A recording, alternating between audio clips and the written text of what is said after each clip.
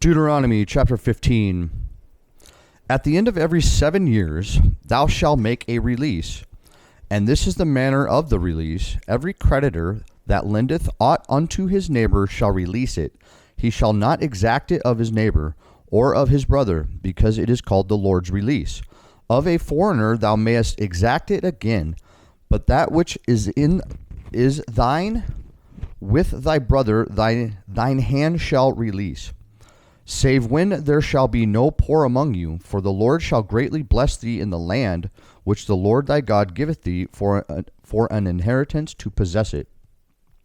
Only if thou carefully hearken unto the voice of the Lord thy God, to observe to do all these commandments which I command thee this day.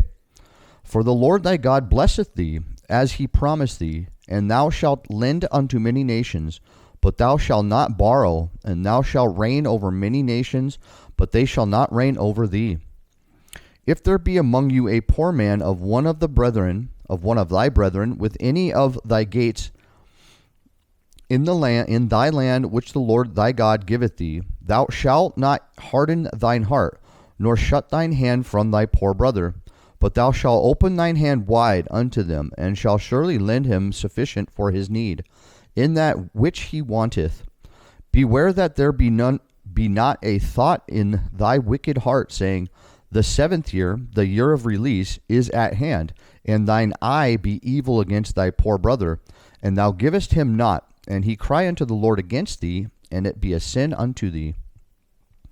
Thou shalt surely give him, and thine heart shall not be grieved when thou givest unto him, because that for this thing the Lord thy God shall bless thee in all thy works, and in all that thou puttest thine hand unto. For the poor shall never cease out of the land.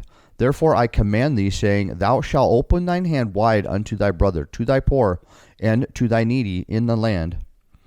And if thy brother, an Hebrew man or a Hebrew woman, be sold unto thee, and serve thee 6 years, then in the 7th year thou shalt let him go free from thee. And when thou sendest him out free from thee, thou shalt not let him go away empty. Thou shalt furnish him liberally out of thy flock, and out of thy floor, and out of thy winepress, of that wherewith the Lord thy God hath blessed thee, though blessed thee thou shalt give unto him. And thou shalt remember that thou wast a bondman in the land of Egypt, and the Lord thy God redeemed thee. Therefore I command thee this thing today. And it shall be, if he say unto thee, I will not go away from thee, because he loveth thee and thine house, because he is well with thee, then thou shalt take an awl, and thrust it through his ear unto the door, and he shall be thy servant forever. And also unto thy maidservant thou shalt do likewise. It shall not seem hard unto thee when thou sendest him away free from thee, for he hath been worth a double hired servant to thee, in serving thee 6 years, and the Lord thy God shall bless thee in all that thou doest. All the firstling males that come of thy herd and of thy flock thou shalt sanctify unto the Lord thy God. Thou shalt do no work with the firstling of the bullock, nor shear the firstling of the sheep. Thou shalt eat it before the Lord thy God year by year in the place which the Lord shall choose, thou and thy household.